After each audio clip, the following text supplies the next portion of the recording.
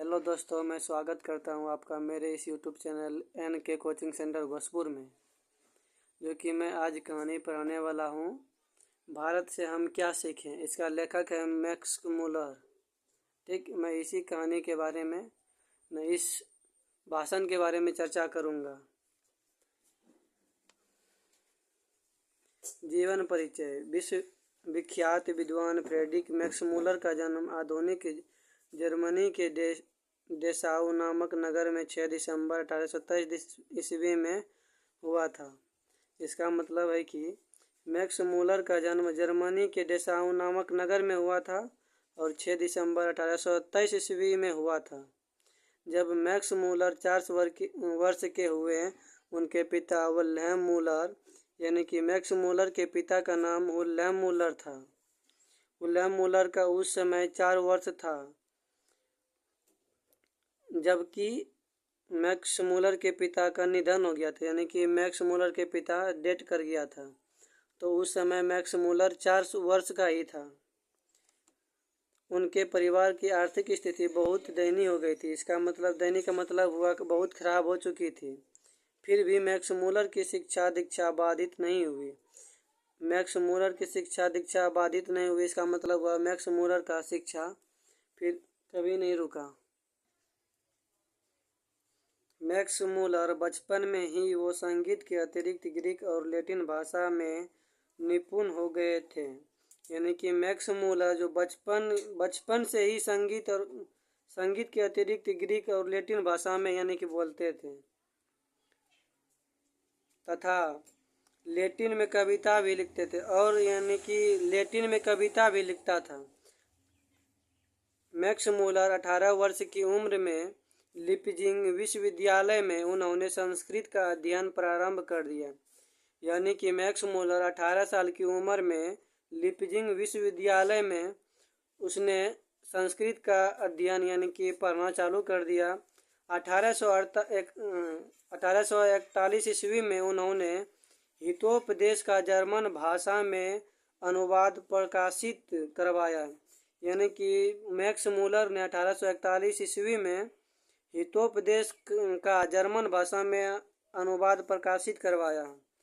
इसी समय उन्होंने कट और कैन आदि उपनिषदों का जर्मन भाषा में अनुवाद किया तथा मेघदूत का जर्मन पद्यानुवाद भी किया।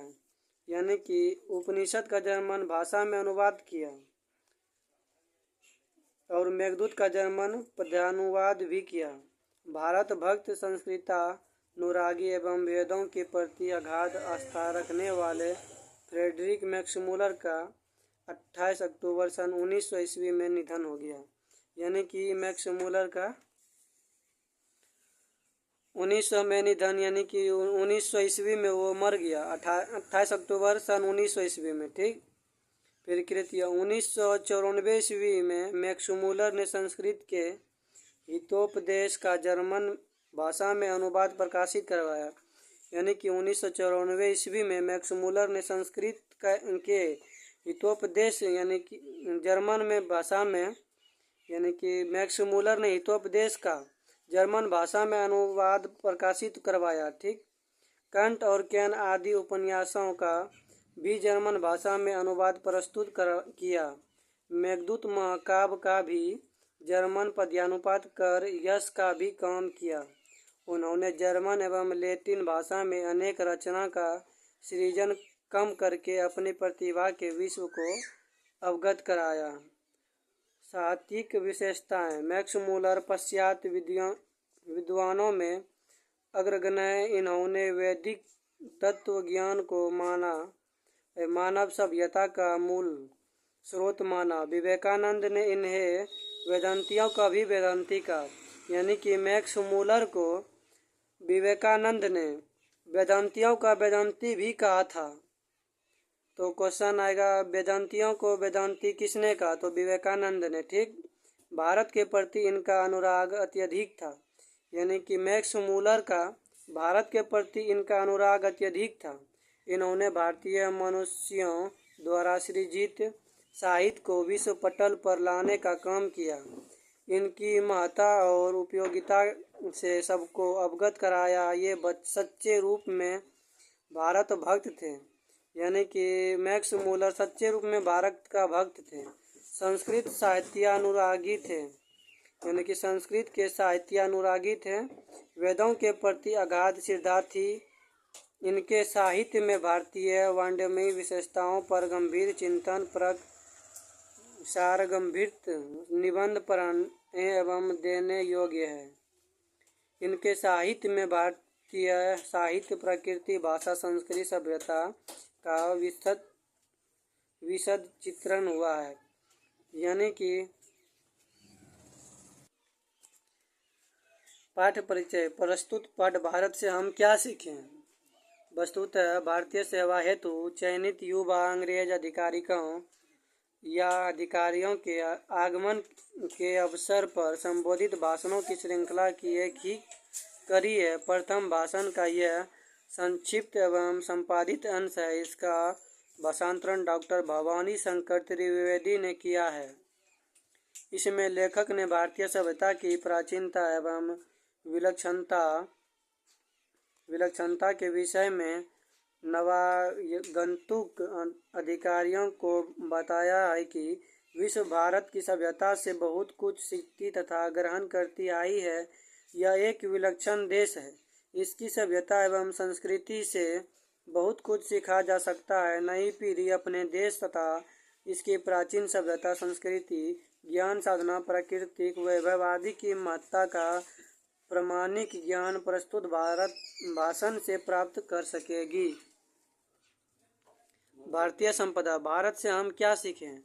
निबंध द्वारा मैक्स मूलर ने भारतीय श्री संपदा से पूरे विश्व को अवगत कराया है। भारत ने पूरे विश्व को क्या दिया है, मानव हित के लिए इनके द्वारा संपादित कार्यों का कितना महत्व है आदि विषयों पर तर्कसंगत है और व्यावहारिक पक्षों पर अपनी लेखनी द्वारा ध्यान केंद्रित करते हुए मैक्स मूलर ने विशद प्रकाश डाला है। भारतीय भू संपदा, प्राकृतिक सूक्ष्म भू आकृति, जंगल, जमीन, जल आदि के बारे में विशद चर्चा करते हुए भारत की महत्ता को रेखांकित किया है।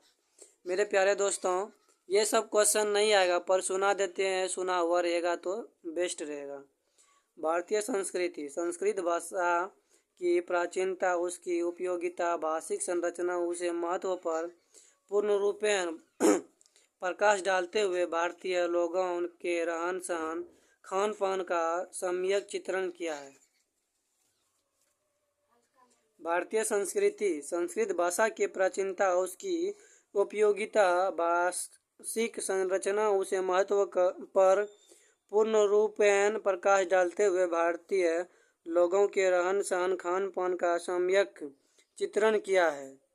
भारत का इतिहास। भारत का इतिहास, ज्ञान विज्ञान काफ़ी पुराना है। यहाँ के मनुष्यों ने अपनी साधना और त्याग भावना से लोकहित का काम किया है। मैक्स मूलर से इसकी प्राचीन विशेषता, विलक्षणता की चर्चा करते हुए नव्यागंतुकों को यह संदेश दिया है कि विश्व की सभ्यता भारत से बहुत कुछ सीखती है और ग्रहण करती है। मैक्स मूलर भी स्वयं के भाग्यशाली मानते हैं कि इस विलक्षण देश की सभ्यता, संस्कृति को करीब से देखने समझने का उन्हें मौका मिला।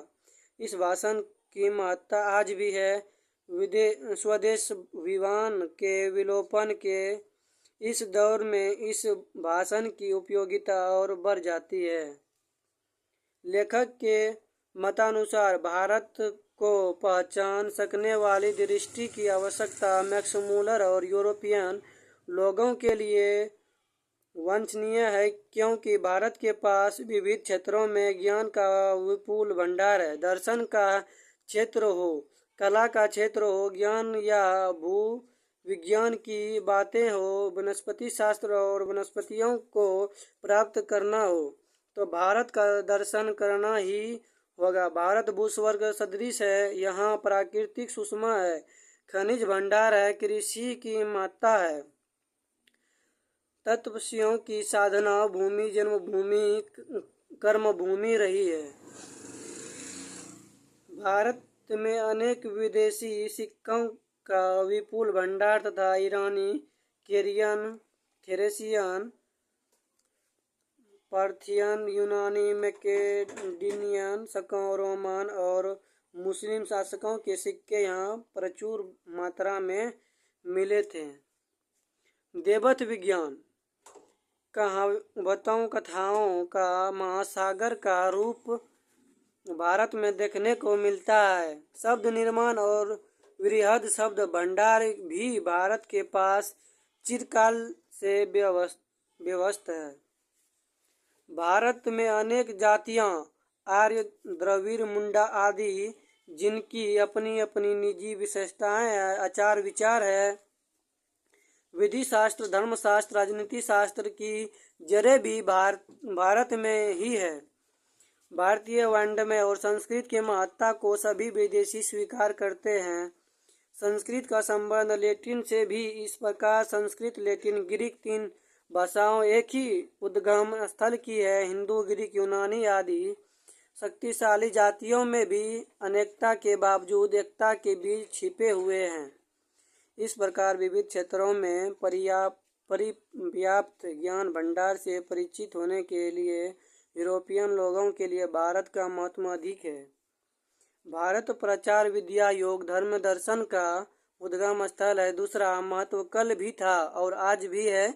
पूरा विश्व को बुद्ध ने अपने विचारों से आलोकित किया था। लेखक ने भी विज्ञान, वनस्पति जगत, पुरातत्व, उत्खनन संबंधी सिक्कों की जानकारी के लिए, देवत्व विज्ञान के बारे में जानने के लिए, प्राचीन कथाओं कहावतों को सुनने के लिए, भाषण विज्ञान समझने के लिए, विभिन्न जातियों आदिवासियों की सभ्यता संस्कृति जानने के लिए, कानून के बारे में जानने के लिए, धर्मशास्त्र और मानव शास्त्र को समझने के लिए, अवगाहन करने के लिए, संस्कृत की महत्ता, विशालतम रूप, साहित्य को देखने पढ़ने के लिए भारत का दर्शन आवश्यक है। भारत की यात्रा जरूरी है। इस प्रकार भारत सभ्यता, संस्कृत, ज्ञान, विज्ञान, प्राकृतिक, सूक्ष्म भाषण और साहित्य में विशेष अभिरुचि रखने वालों के लिए भारत भ्रमण आवश्यक है। वारेन हेस्टिंग्स जब भारत का गवर्नर जनरल था तो उसे वाराणसी के पास 172 दारिश नामक सोने के सिक्के से भरा एक घड़ा मिला था। वारेन हेस्टिंग्स जब भारत के गवर्नर जनरल रहा था तो वाराणसी के पास 172 दारिश नामक सोने के सिक्के से भरा एक घड़ा था। तो क्वेश्चन आएगा, वाराणसी के पास 172 दारिश नामक सोने के सिक्के भरा कितने घड़ा मिला था? 1, 2 या 3 या 4? तो ऑप्शन रहेगा 1। तो ठीक आंसर है। ठीक, वारेन हेस्टिंग्स ने अपने मालिक ईस्ट इंडिया कंपनी ने निदेशक मंडल की सेवा में सोने के सिक्के यह समझकर भिजवा दिए कि यह एक ऐसे उपहार होगा जिसकी गणना उसके द्वारा प्रेषित सर्वोत्तम दुर्लभ वस्तुओं में की जाएगी, और इस प्रकार वह स्वयं को अपने मालिकों की दृष्टि में एक महान उदार व्यक्ति प्रमाणित होगा। स्वर्ण मुद्राओं की यही नियति भी थी कि कंपनी के निदेशक उनका ऐतिहासिक महत्व समझ ही न पाए और उन्होंने उन मुद्राओं को गला डाला। जब वारेन हेस्टिंग्स इंग्लैंड लौटा तो वे स्वयं मुद्रा नष्ट हो चुकी थी। यानी कि वारेन हेस्टिंग्स जब इंग्लैंड से लौटा था तो मुद्रा यानी कि सिक्का सब नष्ट हो चुका था। वारेन हेस्टिंग्स को इस दुर्घटना से बहुत पश्चाताप हुआ। यानी कि वारेन हेस्टिंग्स को बहुत पछतावा मिला। कंपनी के निदेशक उन सिक्कों के ऐतिहासिक महत्व को समझ ही न पाए और अनायास की यह दुर्घटना घट गई। वारेन हेस्टिंग्स उन सिक्कों की महत्ता, ऐतिहासिकता को समझते थे। कंपनी के निदेशक की अदूरदर्शिता और नासमझी पर वारेन हेस्टिंग्स दुखित थे। इस लेख से नई पीढ़ी अपने देश तथा इसकी प्राचीन सभ्यता, संस्कृति, ज्ञान साधना, संस्कृति वैभव, प्राकृतिक वैभव से अवगत होगी। यह लेख एक प्रामाणिक लेख है जो भारतीय लोक जीवन, उसके साहित्य, इतिहास, दर्शन, भाषा, लोक रीतियों आदि पर सम्यक प्रकाश डालता है। तो प्यारे बच्चों, कहानी यहीं, भाषण यहीं तक है और मैं कुछ ऑब्जेक्टिव लेके आ रहा हूँ जो कि बिहार बोर्ड के लिए बहुत ज़रूरी है।